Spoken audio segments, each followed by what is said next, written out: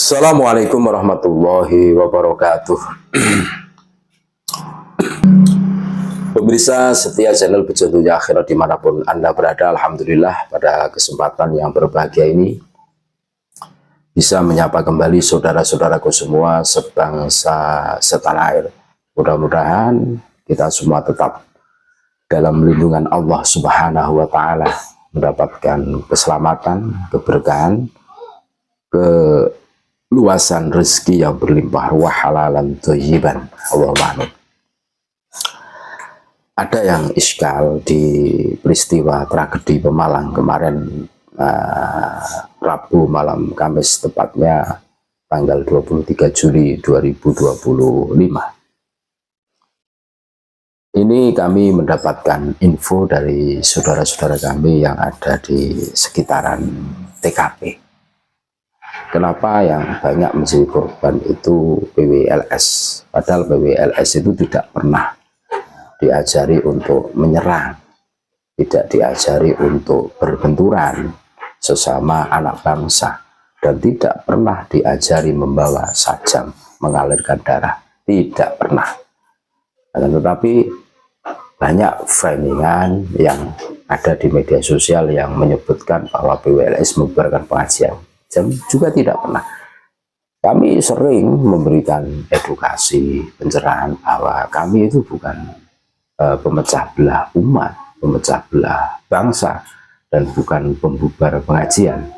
Tentu kita masih ingat narasi yang dibangun para kabib dan kroni-kroninya dan jongos-jongosnya bahwa PWLS itu pemecah belah umat. Dulu kan seperti itu, pemecah belah antara kiai dan kabaib.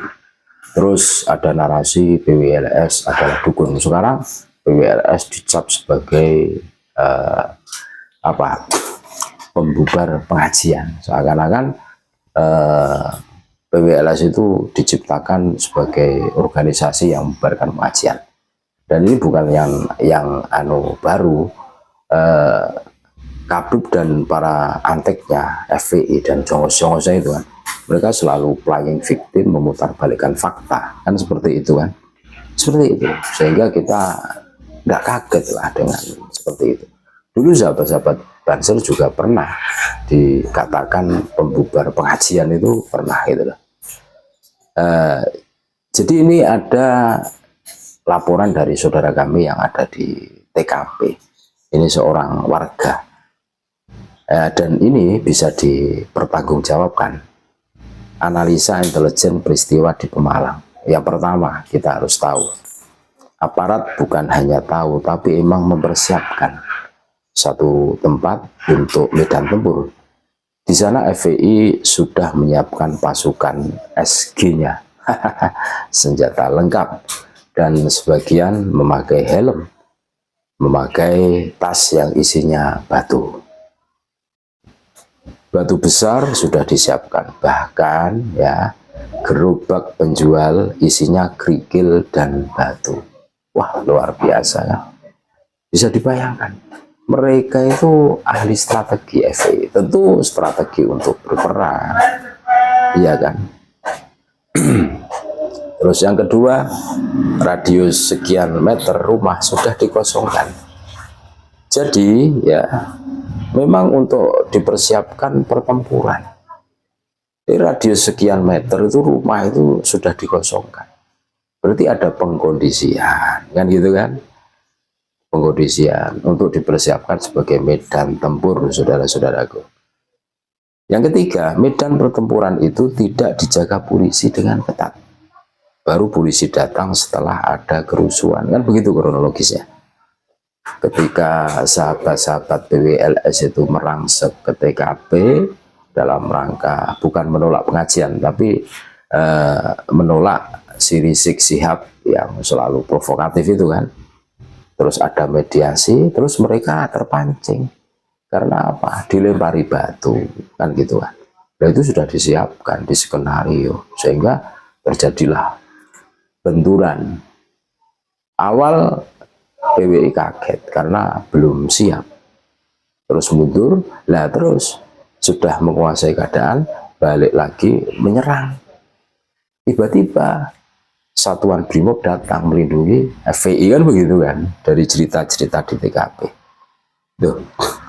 Yang keempat, sebenarnya kalau sama menggunakan sajam, FPI ludes itu pasti itu, karena secara jumlah itu mereka kalah gitu saudara-saudara, kebanyakan dari PWRS, iya kan. Kalau sama-sama bawa sajam, selesai tamat itu, betul 1/10. Yang kelima, nggak apa-apa di Pemalang ada tes ombak pertama PWI vs FPI. Ternyata PWI yang masih umur 2 tahun sudah bisa nataki ormas yang sudah banyak pengalaman.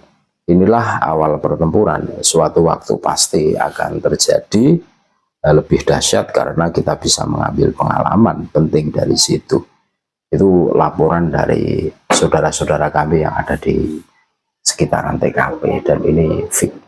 Nah, ini yang kami pertanyakan. Koordinasi sudah dilakukan oleh teman-teman PWLS, iya kan, dengan aparat kita. Ya, katanya negara kita negara hukum, kita kan harus patuh hukum kan itu kan. Akan tetapi seakan-akan ada pembiaran kan itu. Aparat betul-betul tercoreng, khususnya di daerah Pemalang ini. Nah, ini kan yang menimbulkan pertanyaan, ini jangan-jangan kan seperti itu kan. Loh, iya, sampai jatuh korban ini kan aparat di mana gitu. Walaupun dari pihak aparat juga ada ya, mungkin untuk memperkuat saja kan, bahwa aparat itu betul-betul tidak tahu, atau bahkan biar dramanya itu lebih meyakinkan gitu. Nah, ini untuk saudara-saudara kami yang tergabung di PWLS, pengalaman di Pemalang ini seharusnya menjadi kehati-hatian untuk betul-betul hati-hati dalam setiap melangkah. Kita punya pimpinan dan tetap satu komando. Apapun yang terjadi kita harus berkoordinasi. Tentu kita tidak menafikan tugas kita bersama adalah menjaga negara kesatuan Republik Indonesia kondusivitas. Untuk apa kita hidup di sini kalau kita bikin gaduh? Kita beda dengan Kabib dan kroni-kroninya, jongos-jongosan. Kita didoktrin untuk selalu menjaga negara kesatuan Republik Indonesia, kondusivitas, keamanannya harus ikut andil juga. Jangan sampai kita terpengaruh dengan mereka. Mereka pintar sekali, kelihatannya itu madu yang ditawarkan, akan tetapi racun yang sangat berbisa, yang sangat berbahaya, kan begitu kan. Ini sementara itu dulu laporan dari saudara-saudara kami yang ada di TKP tragedi Pemalang kemarin tanggal 23 Juli 2024, tepatnya malam Kamis, Rabu malam Kamis. Mudah-mudahan ini menjadi pencerahan buat kita semua, untuk kehati-hatian kita semua. Terus bagaimana sikap kita untuk menentukan yang lebih baik dan jauh lebih baik ke depan.